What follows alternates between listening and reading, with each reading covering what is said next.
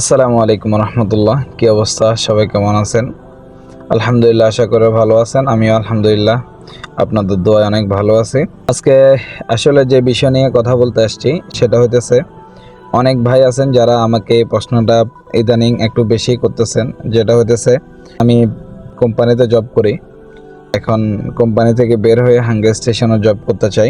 আমার কাছে লাইসেন্স আছে, তো আমি কিভাবে গাড়ি নিব কিস্তির মাধ্যমে? অনেক ভাই আছেন এই প্রশ্নটা আমাকে অনেক সময় করে থাকেন। আমি একটা ভিডিও বানাবো বলে আর বানানো হয় নাই আসলে।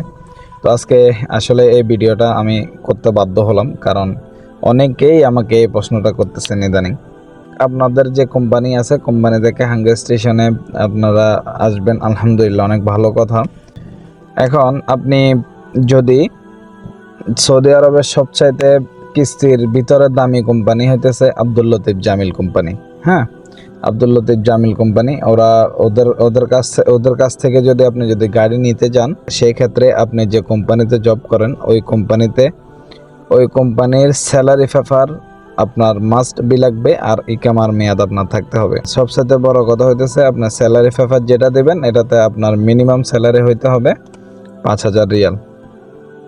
ঠিক আছে? তো আসলে অনেকের ক্ষেত্রে এই জিনিসটা হয়ে থাকে না, কারণ হইতেছে আপনি যখন আপনার কোম্পানি থেকে হাঙ্গর স্টেশনে রিলিজ হয়ে যাবেন, সেক্ষেত্রে আসলে আব্দুল লতিফ জামিল থেকে গাড়ি নেওয়া সবার পক্ষে সম্ভব হয় না। তো সেই ক্ষেত্রে আপনারা একটা কাজ করতে পারেন, সেটা হইতেছে আপনারা যে ডিস্ট্রিক্টে থাকেন, প্রত্যেকটা ডিস্ট্রিক্টে মারত থাকে বা সেকেন্ড হ্যান্ড গাড়ি বেচা কিনা করে, এরকম মারত থাকে। তো আপনারা ওই সমস্ত মারদে গিয়ে ওইখান থেকেই আপনারা 5,000 হোক, 4,000 হোক, 3,000 হোক, 6,000 হোক, একটা ডাউন পেমেন্ট দিয়ে আপনারা যে কোনো একটা গাড়ি কিনতে পারবেন কিস্তির মাধ্যমে। অনেকে আছেন আমাকে হোয়াটসঅ্যাপের মধ্যে কল দেন। আসলে ভাই, সৌদি আরবে কলটা সাপোর্ট করে না হোয়াটসঅ্যাপের মধ্যে। আপনারা যেটা জানার থাকে সেটা আমাকে সরাসরি হোয়াটসঅ্যাপের মাধ্যমে ভয়েস দিয়ে জানাতে পারেন। ইনশাল্লাহ আমি যতটুকু পারি আপনাদেরকে হেল্প করার ট্রাই করব। অনেকেই আছেন লাইসেন্সের ব্যাপারে আমার সাথে কথা বলেন যে ভাই গাড়ির লাইসেন্স বানাইতে চাই।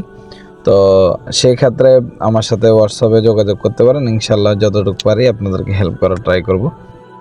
আশা করি সবাই বুঝতে পারছেন। সবাইকে ধন্যবাদ। আসসালামু আলাইকুম রহমতুল্লাহ।